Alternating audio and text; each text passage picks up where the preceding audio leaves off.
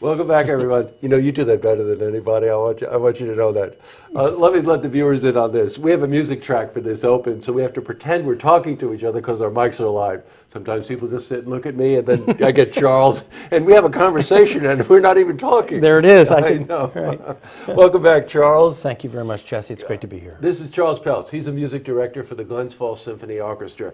And all this week, we're devoting our interviews and a lot of our coverage related to veterans and events leading up to this really monumental concert that's happening on November 8th in Glens Falls. And so Charles is here today. Where's the Stratocaster? It's home. It's home. Okay. We never seem to get around to it. You didn't bring the guitar again? To talk about the concert and all of the things that we're doing this week. Charles, give me some idea. You came to me originally with this and said, hey, Jess, you know, would you be willing to devote some of these interviews to a series of events? Let's run down the events, some of the things that are happening this week. Sure. The events are as follows. They're bookended by musical events. And so the first event is the Glens Falls Symphony Concert of the Chris Brubeck piece, dedicated to his father, David, the jazz legend, who was also a World War II veteran. Right. And Chris became very nostalgic when his father was passing about his father's role, not only in his life and the life of music, but the role that all those men in the greatest generation did in our lives in preserving freedom. So the first event will be that. Then the next night at Crandall Public Library, the Crandall Library, in conjunction with the Glens Falls Symphony, is presenting historian Richard Brookhiser. Richard Brookhiser has been on PBS numerous times in various specials about things. He's an expert on Washington. Hamilton is actually his thing. He's the guy who owns the Hamilton knowledge base right now. And so he's a very, very important historian and public intellectual. He'll be at Crandall Public Library at 7 o'clock on Monday the 9th. Then on Wednesday, of course, there are a number of events that are happening because that is Veterans Day. Yes, Wednesday, November 11th. Wednesday, November 11th, right. That's a very important day. Then on the 12th, Thursday, at Skidmore, something called Ajax in America, which is the play, the ancient Greek play Ajax, which is about a returning warrior, is going to be read in part by veterans who are actors, who are going to be reading this ancient text as a current and common theme of the difficulties of returning from war. And that will be followed by a panel discussion about the difficulties that veterans face today in our society coming back from these traumatic events. Well, you know, Charles, throughout history, this Ajax thing sounds almost as fascinating as the concert. Well, we want to talk about the concert. But you know something? I don't care whether it was the Roman Empire, Greek Empire, makes no difference. The war, the challenges of war, the effects of war, you know, that transcends history. It does. And those of us who have never had to experience that speak of it so easily, but yet for those men and women, it is a difficult conversation to have, I think, both internally and externally. But it's hearing them use art to project their feelings about this, and then to sit down and talk with these experts at this forum at Skidmore. I think that's going to be very exciting.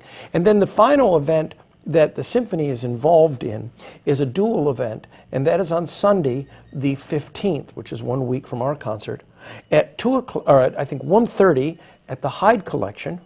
Matthew Roselle, who's a local historian but an internationally known local historian, is going to be speaking on the Greatest Generation, which is his special area of study. He's published 2 books on that, followed by the Lake George Community Band, which always does a fine Veterans Day concert or Veterans Week concert, and they'll be wrapping things up with their own veterans-centered concert. So 2 musical organizations are anchoring these events.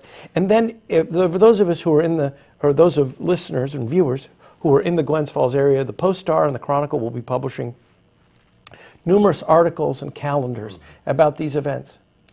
And you might be asking, and you asked me earlier, and maybe I'm going to jump a question if you don't mind. Go ahead. How did we get involved? I know that. You know? Your answer to this was really pretty fascinating to me. Well, simple, direct, but really pretty profound. I don't know how you did it, Charles. Well, when you feel something deeply and you believe it, it's not difficult to articulate it.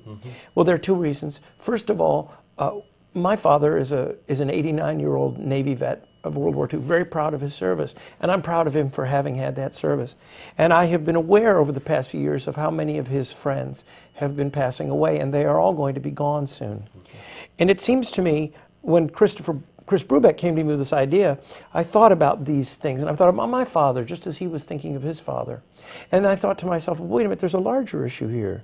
And that larger issue is, as families, more families have fewer veterans involved, fewer men and women serve in our military, therefore fewer people are aware of the difficulties and the honor that should go to those people.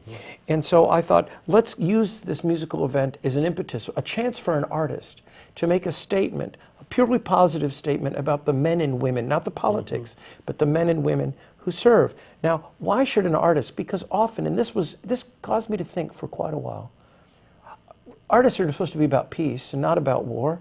They are about creativity and not about the intellectual confinements we sometimes associate with the military. But let's remember something. In the 20th century, there were two experiments in something other than the democracy that we try to enjoy. Both of those experiments took their artists and imprisoned them. Right. Or killed them. Whether it was the communists beating upon Shostakovich and Prokofiev, Akhmatova the poet, or whether it was the Nazis killing all the Jewish composers, refusing to let music be played, including jazz music.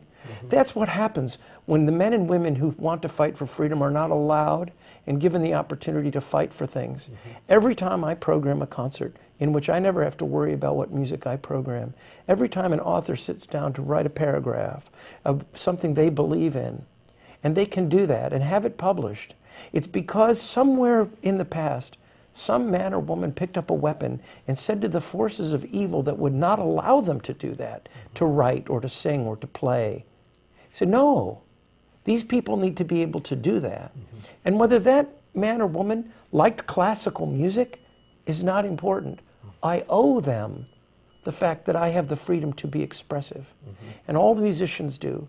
So while we understand that there's this seeming gulf between what an artist does and what a warrior does, what the warrior has done in our lifetime or in the generations before us has made it possible for that gulf to exist. That's right. Yes, absolutely. And so it seemed to me, because I was beginning my idea, this larger idea of veterans, with a piece of art by an artist, that gave me my entree. That was my key into thinking this way, and therefore helping the community to be aware, to confront, to dialogue with, and to honor and remember these men and women who served so nobly and who still serve and have suffered greatly, both internally and externally.